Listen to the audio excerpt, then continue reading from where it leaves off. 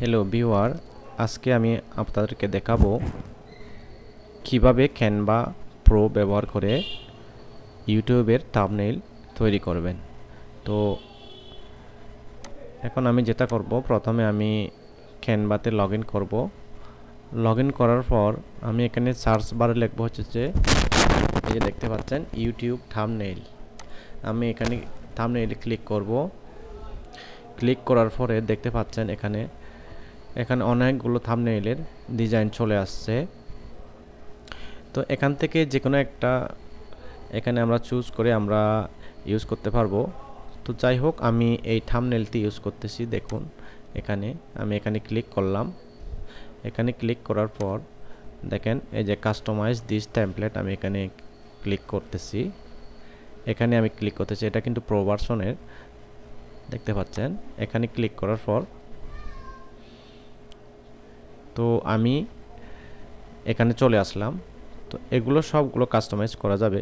তো আমি শুধু একটু করে দেখিয়ে দিলাম কিভাবে করতে হয়।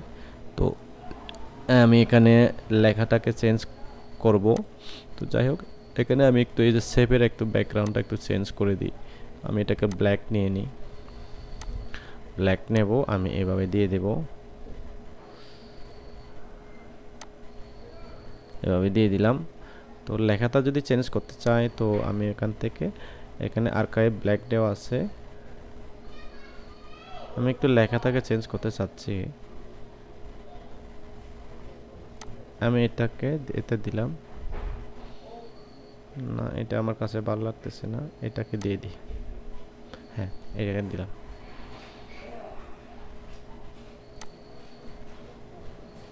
এটাও ভালো লাগতেছে না, ইন্ট্রো ট্রাস্ট, আচ্ছা এটা দিয়ে দিলাম। দেখতে পাচ্ছেন এই যে এখানে ফন্টের সাইজটা একটু বড় করে দেব। তারপর এখানে এভাবে টেনে দেব, দিলাম এখানে। তারপর মেঘটা আমি এগুলো পরিবর্তন করব না, শুধুমাত্র একটু ব্যাকগ্রাউন্ড এখানে এই ব্যাকগ্রাউন্ডটা একটু পরিবর্তন করব। একটু আমি লাইটিং কালার দিয়ে দেব। তারপর মানি, এটাও আমার এভাবে থাকবে।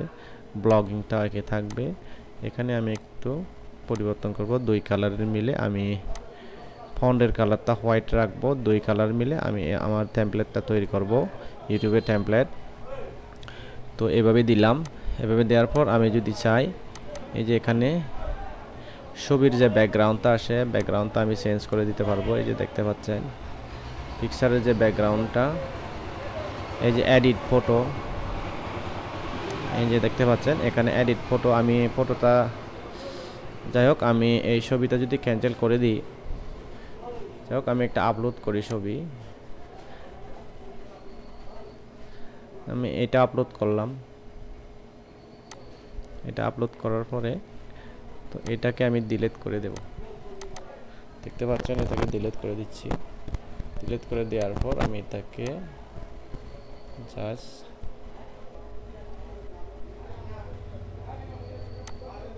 আকার থেকে আগে সেট অ্যাজ ব্যাকগ্রাউন্ড ইমেজ, না ব্যাকগ্রাউন্ড ইমেজ না,